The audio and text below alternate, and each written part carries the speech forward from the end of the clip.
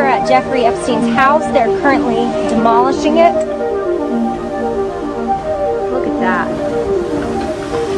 This is what's left of Jeffrey Epstein's house. Cool house. I'm just getting the show cam here.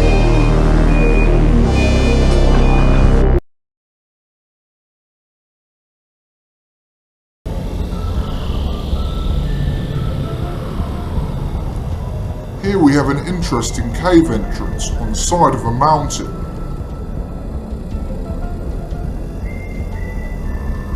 It certainly looks like a hole leading down to the depths. It does make you wonder what might be in there. Would you go inside?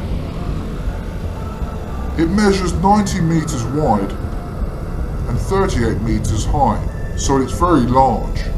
Next up we have this strange disc, which seems to be embedded in the side of a mountain.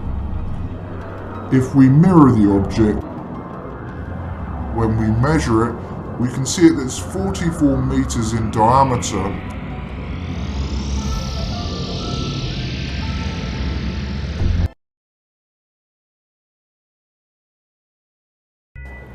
You've heard of Area 51?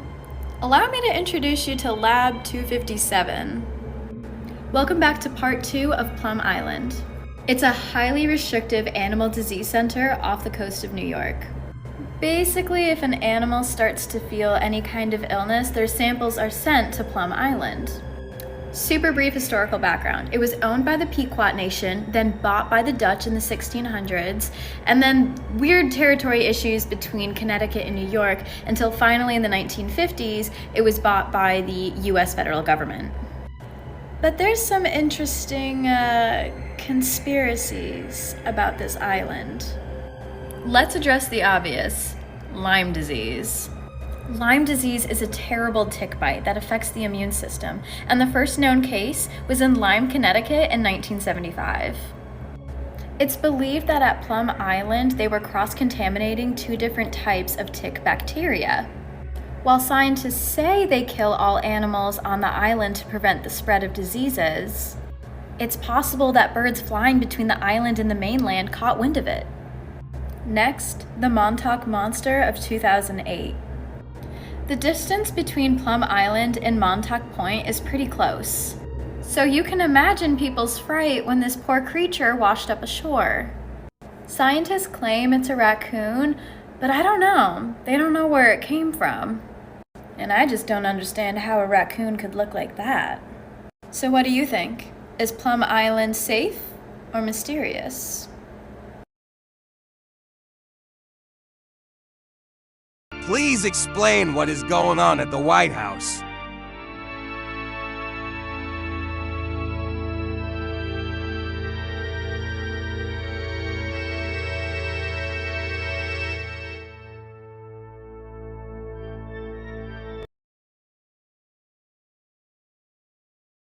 Has nobody been to the moon in such a long time? That's not an 8-year-old's question. That's my question. I want to know, but I think I know. Because we didn't go there, and that's the way it happened. And if it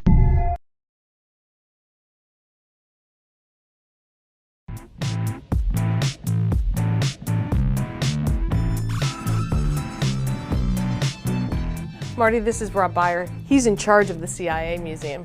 Rob, how can we get a closer look at something without getting people closer to it? So the great thing about our Directorate of Science and Technology is that they have turned to the world of nature in order to find ways in which to get and collect that information in very unique ways. Behind me, you see quite a few different ways they've done that over the years. Putting a camera on a pigeon, using robofish to collect water samples, or in one case, using a rat, yes, there's a rat in there, as a dead drop. That's something that a case officer uses to communicate with his agent or her agent in the field to pass information back and forth. Because a case officer and an agent don't want to be seen in the same place together, or that agent might have a short lifespan. What about drones? Do you all use drones in your line of work? In the 70s, they were experimenting with a very interesting way of trying to get audio information from different places. And so they came up with the idea for something called the insectothopter. And the insectothopter was a small little micro drone, basically using a bug to bug someone else. Wow. So it's not just collecting photographs like we do with our personal drones. There's other information you can collect with a drone. You can use the full spectrum of video, audio. There's so much information that one can gather. And so in this instance with the insectothopter, that was just audio that they were trying to gather. Awesome. This is great information. We need to get this back to our junior agents of STEM.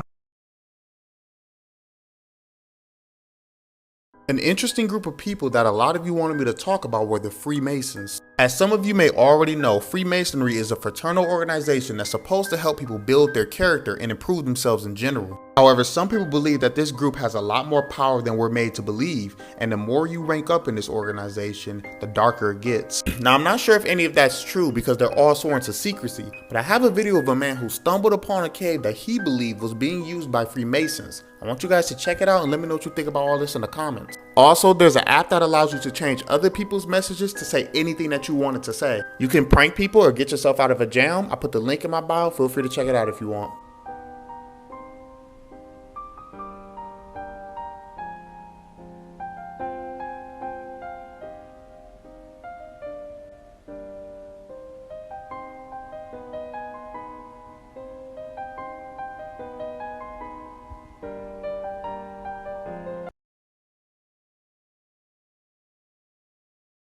There's something happening right underneath us. Lately, there's been a theory going around that there are deep underground bases that not only connect all of the United States, but connect every continent around the world. These underground bases are apparently extremely advanced and have multiple organizations occupying them depending on location.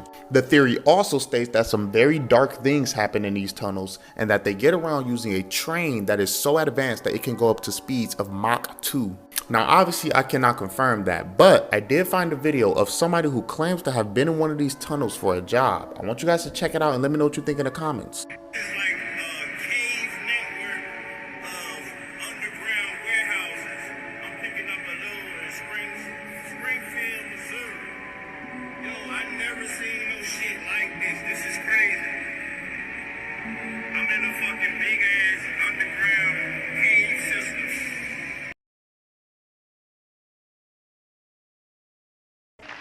What are you hearing from the powers that be? Anything? They just want me to go away right now. We've spoken to them, and they don't want to talk about it either. They have nothing to say. But they're not denying anything, and they're not refuting any of the facts. Let me talk about some of the major charges. And I just jotted down a few of the. I mean, you're saying, for example, virtually every team owner gambles on football teams. Well, I'm saying that no fewer than 26. That's NFL team owners have documented ties. Past and present NFL team owners have documented business ties to either the gambling community and or the organized crime syndicate.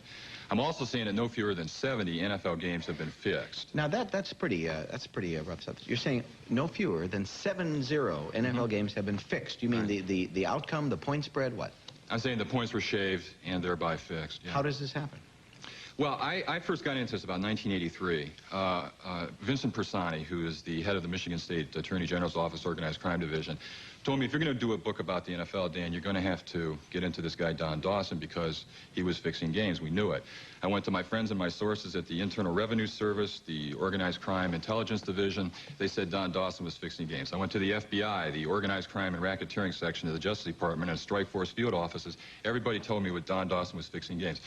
At that point, I had enough evidence to print that allegedly Don Dawson was fixing NFL games. He was a major bookmaker in the Midwest. I then went to Dawson, I tracked him down, I jumped through all kinds of hoops to interview him, and when I interviewed him on about the 7th or 8th interview, he admitted to me that he had personally participated in the fixing of no fewer than 32 NFL games. How does that happen? He liked to work with the quarterback.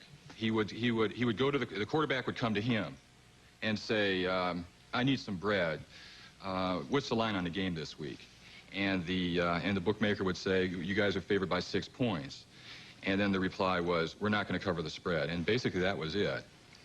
Now, do you name players? Oh, sure. I name players, and also in 1979, I go into the specifics of 8 fixed games that were allegedly fixed by 2 referees who were investigated by both the FBI and the IRS, and I list the 8 games on page 308 of the book. Yeah. Are drugs involved in this at all? Yeah, drugs are the real variable in all of this. I mean, when a drug dealer has a relationship with a player, there's an extortionate edge to that situation whereby that dealer has that player's career in his hands because of the drug policies within the NFL for throwing a person out. Within the past few years, no fewer than 9 NFL teams have been investigated because their players were receiving drugs from gamblers. Now, I know gamblers who, on principle, refuse to sell drugs, but I'm not aware of many drug dealers who, on principle, refuse to gamble.